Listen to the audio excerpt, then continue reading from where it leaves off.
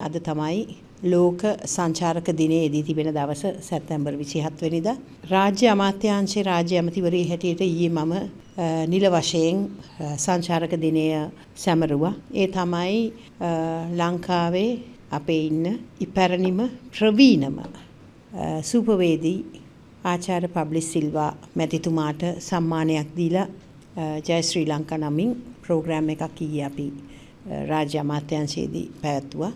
මම හිතන්නේ ඒක ඉතාමත්ම වටිනා සම්මානයක්. මොකද ආචාර්ය පබ්ලිස් සිල්වා කියන්නේ ලංකාවේ අවුරුදු 67ක් එක දිගටම ගල්කිස්ස මහ හෝටලේ සූපවේදී තනතුර වෙනකම්ම පොඩි තනතුරක ඉඳලම ආපු කෙනෙක්. ඉතින් අපි මේ සූපවේදී කියන තැන බලද්දි ලංකාවේ ඇත්තටම හැමදාම අපි අතපසු කරන ඒ වගේම අපි එච්චර ඒක ගැන ඒක ඇත්තටම නොසලකා හැරලා තියෙන වෘත්තියක්. මේ සංචාරක අමාත්‍යාංශයේ ඉතාමත්ම වටිනාම වෘත්තියක් තමයි ওই සූපවේදී වෘත්තිය කියන්නේ.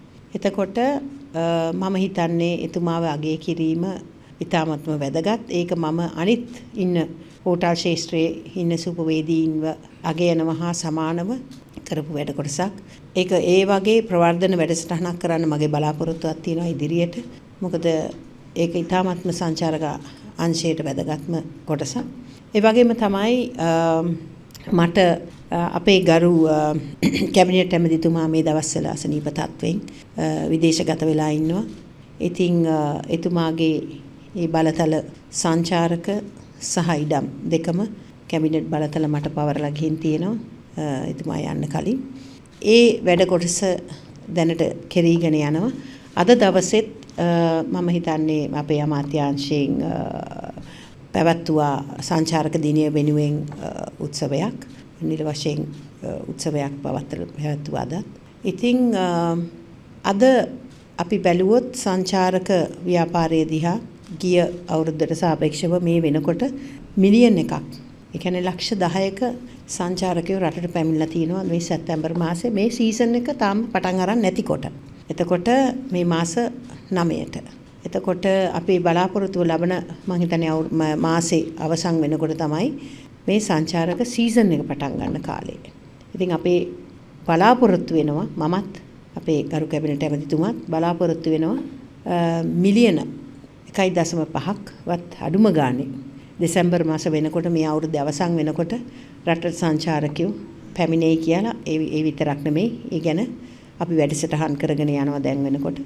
ඉතින් මොකද සංචාරක ව්‍යාපාරය අද වැටලා තියෙන තත්වය ගිය අවුරුදු වලට සාපේක්ෂව බැලුවොත් තත්වයකට ඇවිත් තියෙනවා. නමුත් අපිට සතුටු විය හැකි තත්වයක නැහැ. ඒකට හේතුව තමයි මේ ව්‍යාපාරයෙන් ජීවත් වෙන මිනිස්සු ගොඩාක් ඉන්නවා මේ රට තුල. අද මේ මිනිසුන්ට ඒ ව්‍යාපාරිකයින්ට පුංචි වුණත් තමන්ගේ ගෙදර කාමරයක් හරි ඒ කියන්නේ හෝම් ස්ටේ එකක් හරි දීගෙන හිටපු ඒ ව්‍යාපාරික ඒ සංචාරක ව්‍යාපාරයට අයිති කොටස සෑහෙන දුක්ඛම් කටළු වලට මුහුණ දීලා තිනවා. ආර්ථික ප්‍රශ්න වලට මුහුණ දීලා තිනවා. තවමත් ඒ ආර්ථික ප්‍රශ්න මැද ඉන්නවා. ඒ කට්ටිය මට කතා කරනවා මේකට විසඳුම් හොයලා දෙන්න. ඉතින් අපි පුළුවන් සෑම විටම මේ ව්‍යාපාරයට සම්බන්ධ සියලු දෙනාටම සහනයක් ලබලා දීලා මේ වැඩ කොටස කරන්න බලාපොරොත්තුවක් තියෙනවා.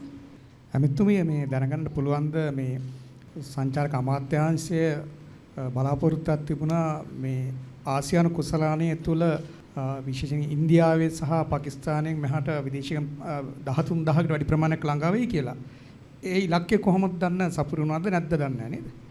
ඔව් ඒ ඉලක්කය සපුරන්න ඕනේ ඇත්තටම. මොකද අපි ඒක ඉලක්ක කරගෙන ඉන්නවා තවමත් ඒ වගේ කොටසක් අපි ඇත්තටම ඊට වැඩි කොටසක් බලාපොරොත්තු වෙනවා නම් ඊටත් හොඳයි. නමුත් ඒක ගැන අපි වැඩපිළිවෙලක් කරගෙන යනවා දැනට සංචාරක අමාත්‍යාංශය තුලින්.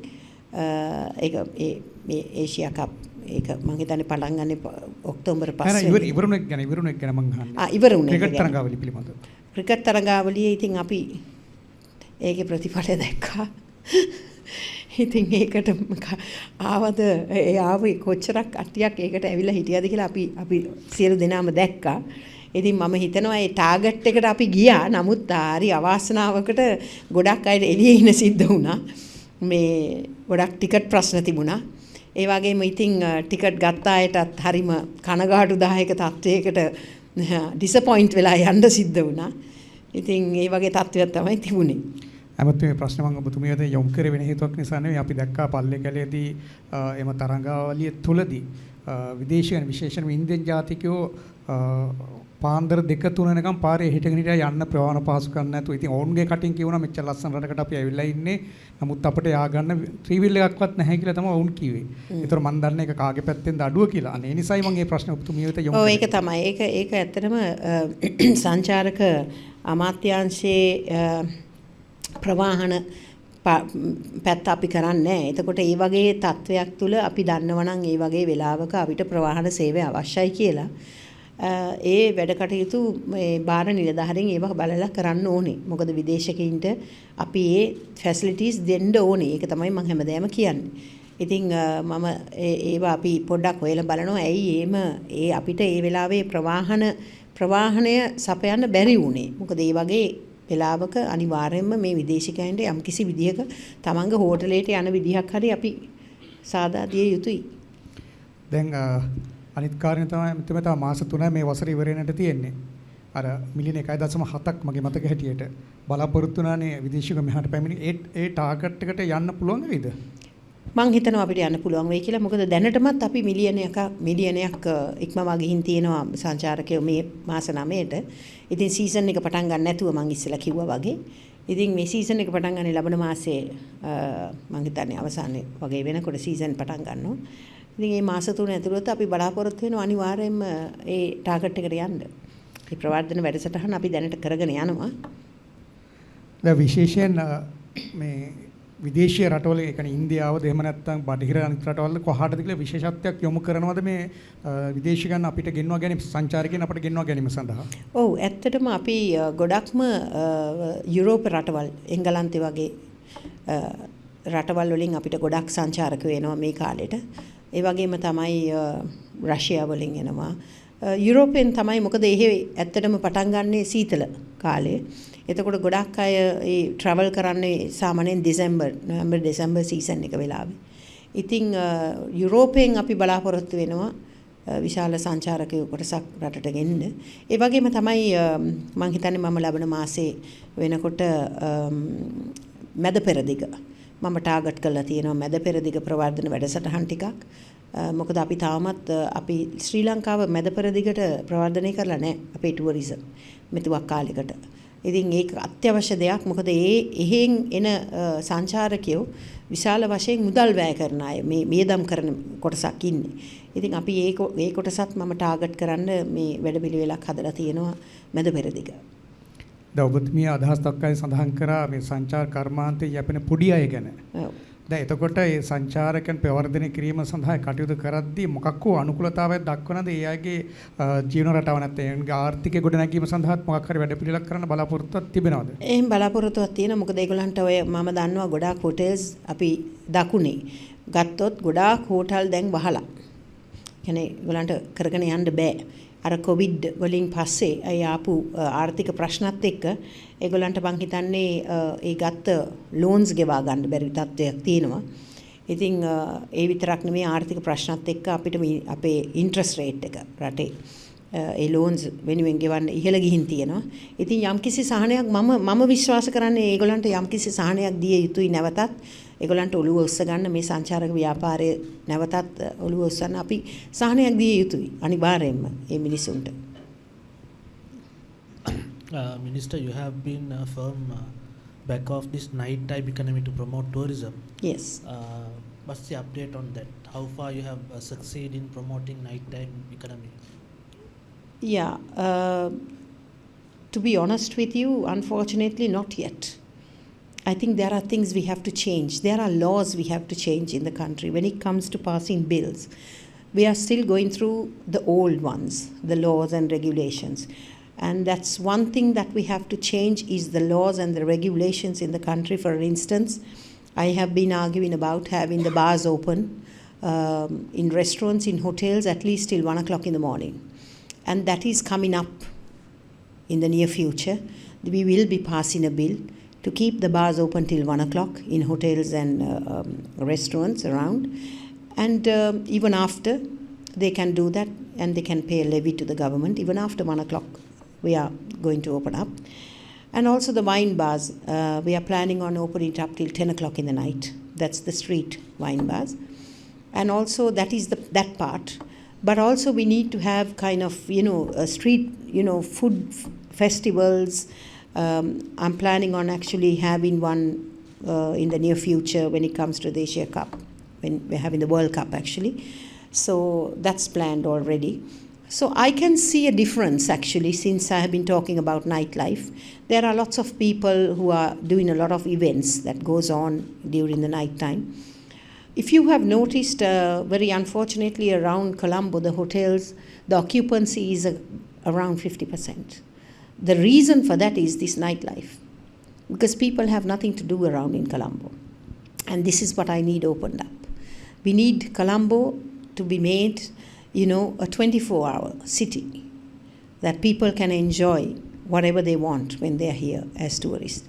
So the reason that we are not having the occupancy at 50% in the hotels around in Colombo itself is this is one reason. There's nothing to do after 10:30 in the night. Everything is shut. Very unfortunate. So these are the rules and regulations and the laws we have to change first. And I'm planning on doing that. And when you talk about nightlife,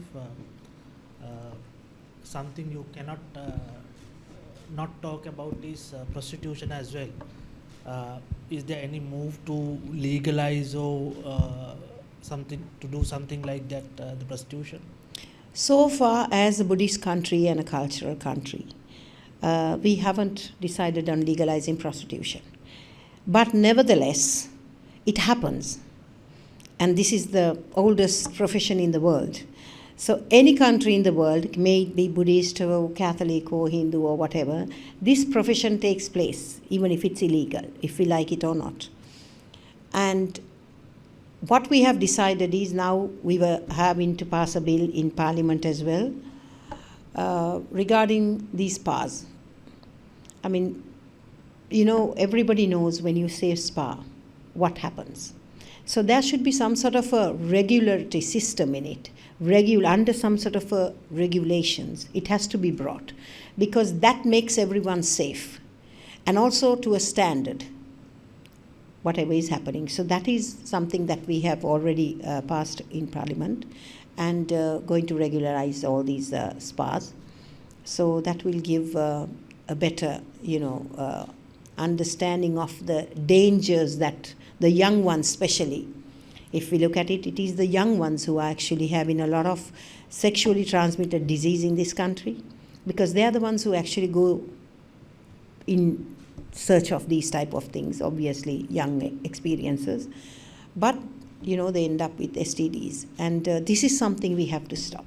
So we have passed the bill now that we are going to bring these under a regulatory system. Last question, Minister. Now you talked about this promoting tourism in Middle East. Yes. Any targets, any numbers do you have in mind? Yeah, you see, when we talk about the Middle East, there's so many Middle Eastern countries, the UAE. Now we know, for an instance, like a country like Saudi Arabia is actually opened up for tourism at the moment. And I was given to understand there's even casinos going to be opened up in Saudi because they're opening up for the tourism. Because I think they have also understood that tourism is number one income in the countries. So my target is all these Middle Eastern countries where they have high-end spenders. And obviously we can promote Sri Lanka into these countries, but also we have to give them the facilities when they're in this country. So the facilities are the things that these people are looking for. That is the reason they travel to Singapore, to Malaysia, and to other countries around the region.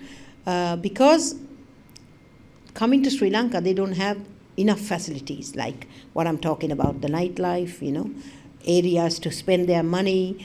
We shut our restaurants by 11 o'clock in the night, and these people, they walk out at 10:30 in the night. They come out, to have dinner or whatever at this time.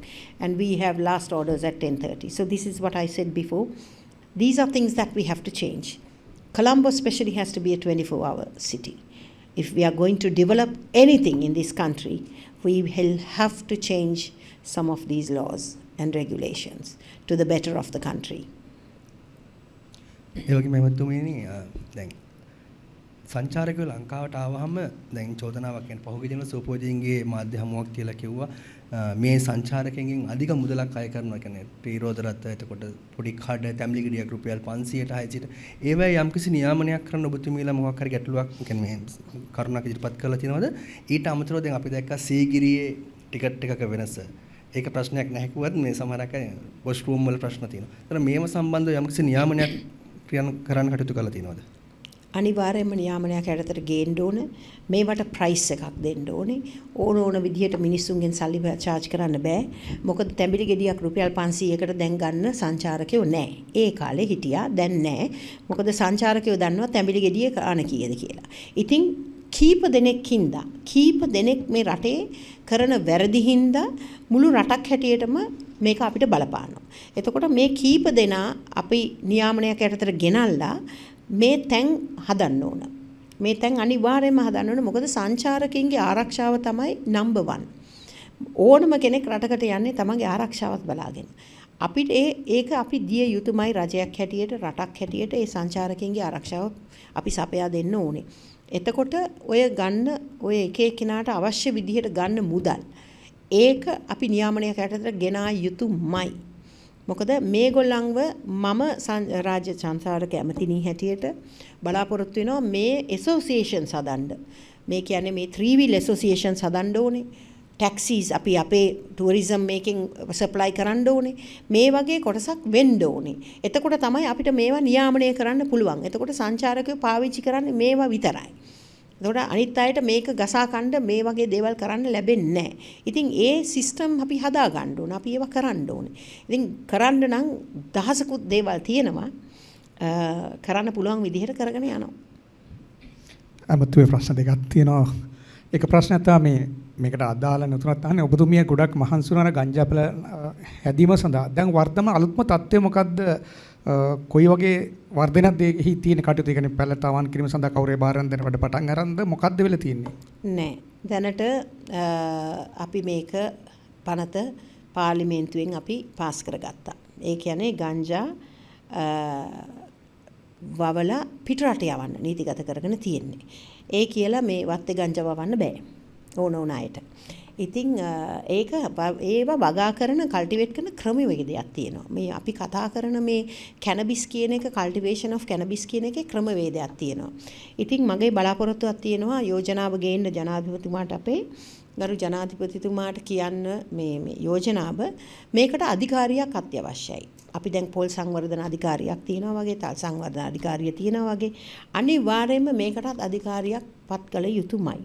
ඒක යටතේ තමයි මේ වැඩ කොටස විය යුත්තේ ඒකේ නියාමනීය විය යුතුයි සෑමදේම ඒ නීති රීති සියල්ලක්ම ඒකේ නියාමනීය වෙලා ඒක විය යුතුයි දැන් අපි තව මම හිතන්නේ ලබන සතියේ හරි තව සතියකින් දෙකකින් මේකේ ගැසට් එක එළියට එනවා මොකද දැන් මේ පනත අපි පාස් කරලා ඉවරයි පාර්ලිමේන්තුව තුලින් ඉතින් ඒකේ ගැසට් එක අපි මේ ආයුර්වේද ඒ අමාත්‍යාංශය තමයි මේක මේ යෝජනාව ගෙනල්ලා පනත පාස් කරගත්තේ ඉතින් ඒගොල්ලන් දැන් ගැසට් එක ලෑස්ති කරන් යනවා. ඉතින් ජනාධිපතිතුමා ඒක අසං කරාට පස්සේ ඊට පස්සේ මේක අපි ඇත්තටම BOI එක යටතේ ගෙනල්ලා BOI එක යටතේට තමයි ඩොලර් රටට ගේන ක්‍රමවේදයක් තමයි මේ කතා කරේ. එහෙම නැතුව මේ දේශීයව වගා කරගෙන අපේ ආයුර්වේදයට දීගෙන මේක ඖෂධයක් මේක කරන එක නෙමෙයි මේකෙන් මේ රුපියල් හම්බ කරන්න අවශ්‍යතාවයක් මේ රටට නැහැ.